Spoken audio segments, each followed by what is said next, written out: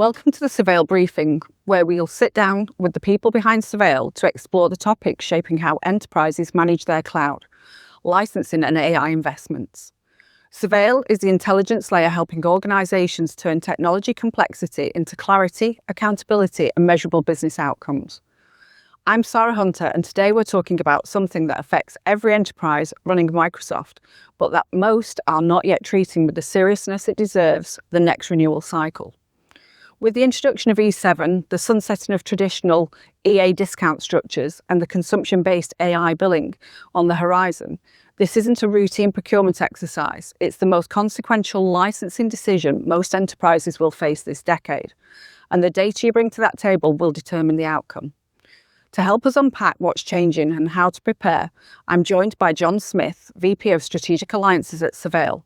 John works at the heart of the Microsoft partner ecosystem and has a deep insight into how licensing is evolving and what enterprises need to do now, not the last minute. John, welcome. You're closer to the Microsoft licensing landscape than most. What's changing that makes the next renewal cycle so different from anything we've seen before? Yeah, I think that's a great question. I think from my perspective, the key thing that's changed, and this has been an evolution over a number of years as Microsoft's kind of M365 customer base increases. But what's changing now compared to previous is we're no longer dealing with a renewal that solely focuses on a bill of materials. Microsoft have been quite smart in the way that they're building their licensing and products so that there's interdependency between the different products and services that you buy. So often a M365 customer will need to review the knock-on costs that are created within Azure and in some cases other cloud platforms due to when M365 spent. Examples of this are primarily focused around security and compliance services. But it's really important that enterprises have clear visibility of where their spend is coming from a Microsoft perspective, and not just purely based on the bill of materials for the enterprise agreement itself. So it's absolutely critical that every organization comes to their negotiation with Microsoft prepared with a very clear understanding of all of the variables that relate to their total spend with Microsoft. Which is great, because my next question is, for enterprises still on EA agreements, what does the removal of the traditional discount structure actually mean in practice? Yeah, and again, I think that's a great question. Just to be clear, what Microsoft have done, which they announced last November, was to remove the volume licensing discounts that an enterprise organization would receive through the size of their organization. So previously, Microsoft had pricing levels A through D, which a level D discount would equate to 12%. So what that means for most enterprises is Microsoft remove those waterfall discounts. It means that their negotiating position starts at a higher price. And Microsoft is a commitment-based sales organization. So it's important to be aware that Microsoft will lean in to support an enterprise from a commercial perspective on the basis that they're driving innovation and furthering their commitment to Microsoft. But at face value, what it means to an enterprise is that their renewal bill of materials in terms of their baseline will be a minimum of 12% higher. And then you add their exit discount position on top of that, which means that in some cases an enterprise could be looking at 20, 30, even 40% price increases contract on contract. And depending on their appetite to invest into more premium technology, they may struggle to negotiate a compelling discount in the MCA-E agreement, which is what will replace the enterprise agreement going forward. Recently, there's been a lot of talk about E7. For someone that hasn't been tracking this, what is it and why should they care? So E7 has been eagerly anticipated within the licensing community for coming up for 4 or 5 years now.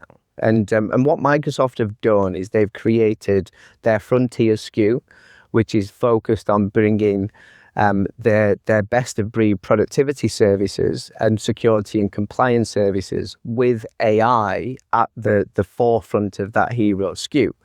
What this means to enterprise organizations is that they'll be able to build autonomous AI agents that almost act as human agents and users within their business that will ultimately increase that enterprise's productivity. Now, what we're yet to see from Microsoft and what I expect to happen from a licensing perspective is that these autonomous agents that are created by users as part of the Frontier SKU will also drive licensing requirements for that enterprise as well. So while E7 is super exciting from a productivity and from a security perspective, it's really important that enterprises understand the licensing use rights as they're rolled out from Microsoft, because the potential risk to the enterprise is that their volume of licenses for E7 increases exponentially and potentially without the right governance and control and, importantly, visibility of where this spend's coming from, enterprise organizations could overspend very, very quickly. Now, it's important to know that we're still waiting for Microsoft to release more detailed information around the licensing use rights, but my expectation is that those autonomous identities will require the same level of licensing that a human identity will, and that presents both an opportunity for Microsoft and their partners to help drive adoption of that technology.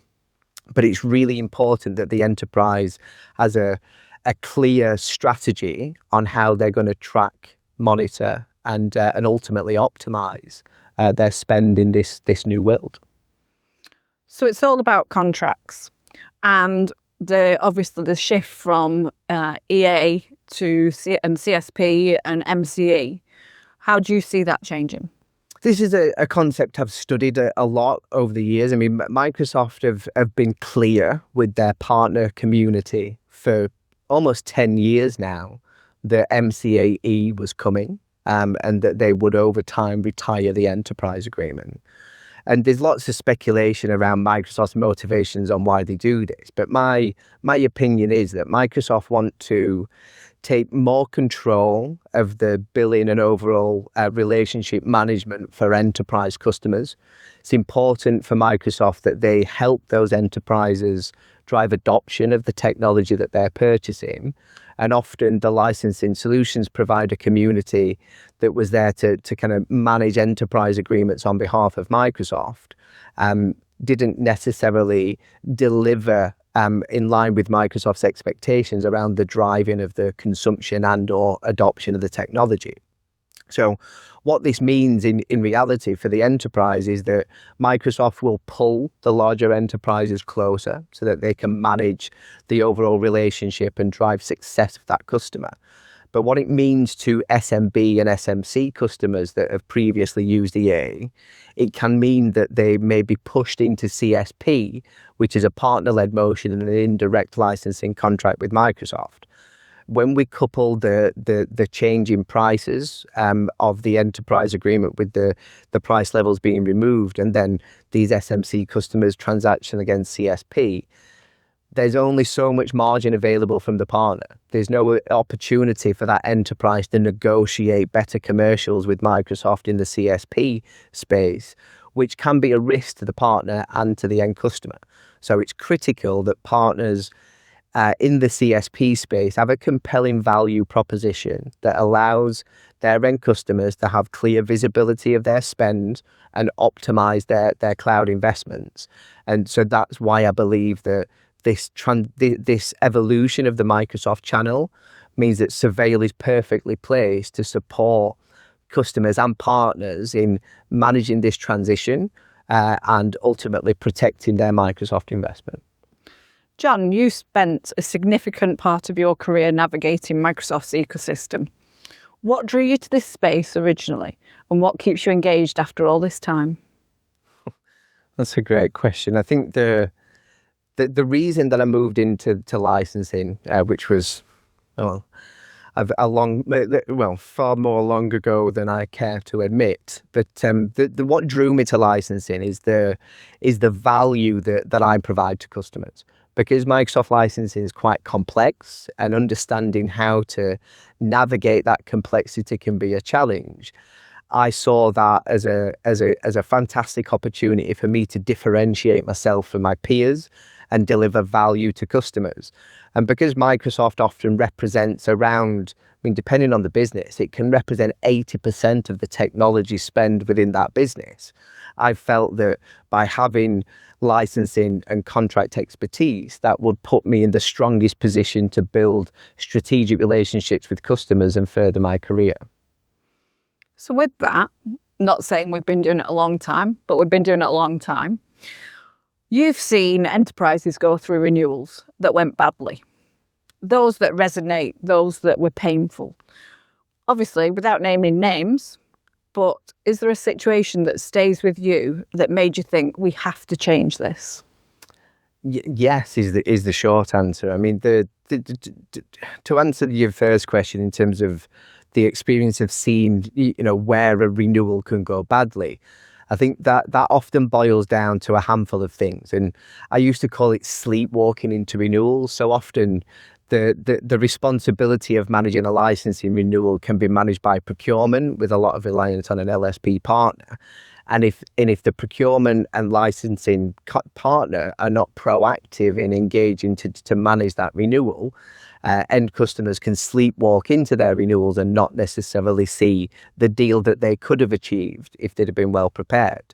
Now, how customers can avoid that is by leveraging tools, technology and people to create the visibility they need, cross-reference the visibility of their current install base with their future technology strategy, and that puts them in the best possible position to negotiate the best deal with Microsoft.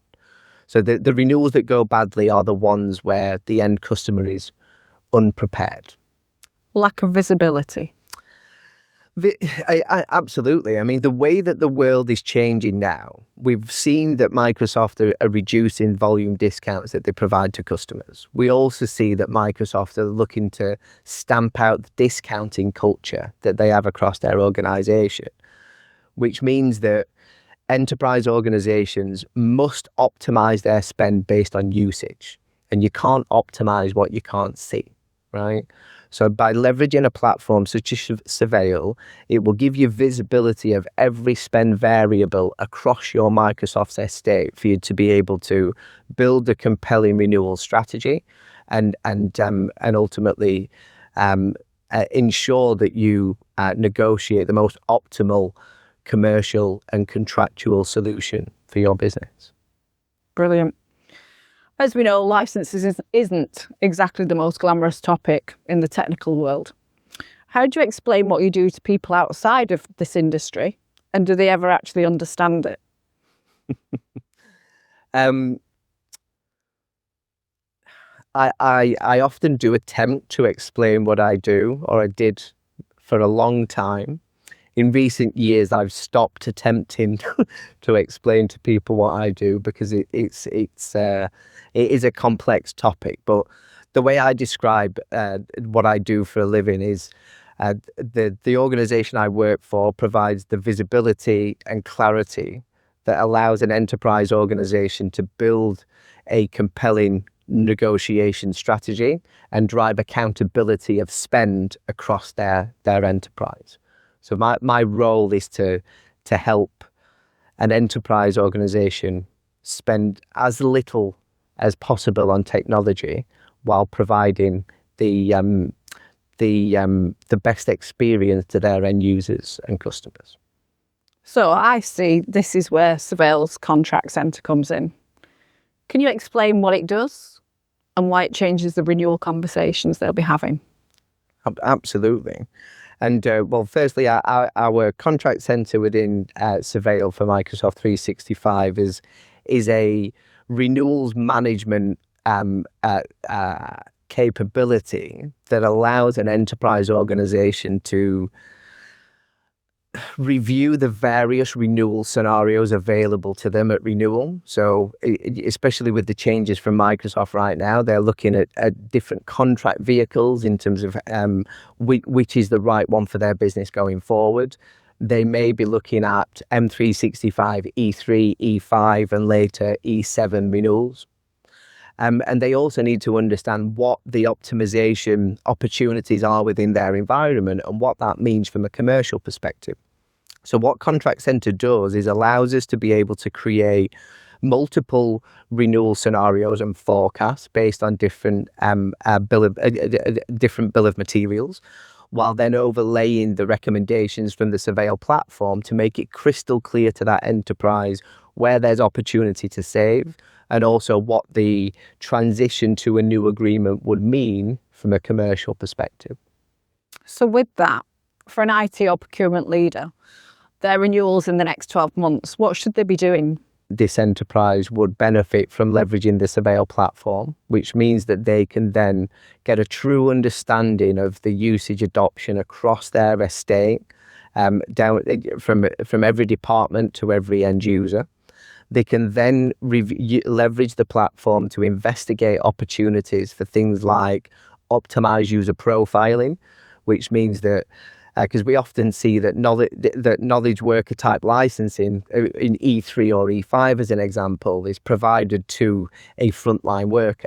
So leveraging the Surveil platform will give you the clarity you need to be able to identify users that would benefit from a frontline worker license, as well as looking at the knock-on effects of M365 spend in Azure services and these kind of things as well. So by utilizing the Surveil platform to provide the visibility and clarity you need, you then need to engage with your technology teams across the business to understand the future innovative or future innovation activities that are going to happen, and make sure that these are factored into your renewal plan well ahead of entering into any negotiation with Microsoft or a CSP partner.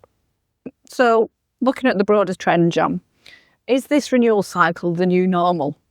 What does the licensing landscape look like 3 to 5 years?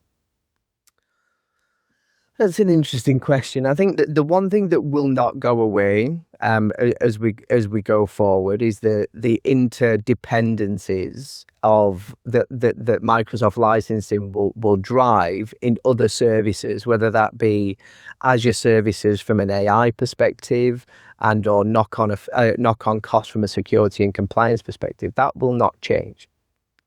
So what I expect to see as we go forward is organizations looking to leverage a platform such as Surveil that gives them the clarity they need around autonomous identities running across their environment, because this, for me, is the next big wave of commercial risk to the enterprise, in that they have the tools they need to build autonomous agents to drive productivity. But without the right controls and governance in place, that spend could spiral out of control very, very quickly. John, that's been amazing. Thank you. I really appreciate your time. Thank you.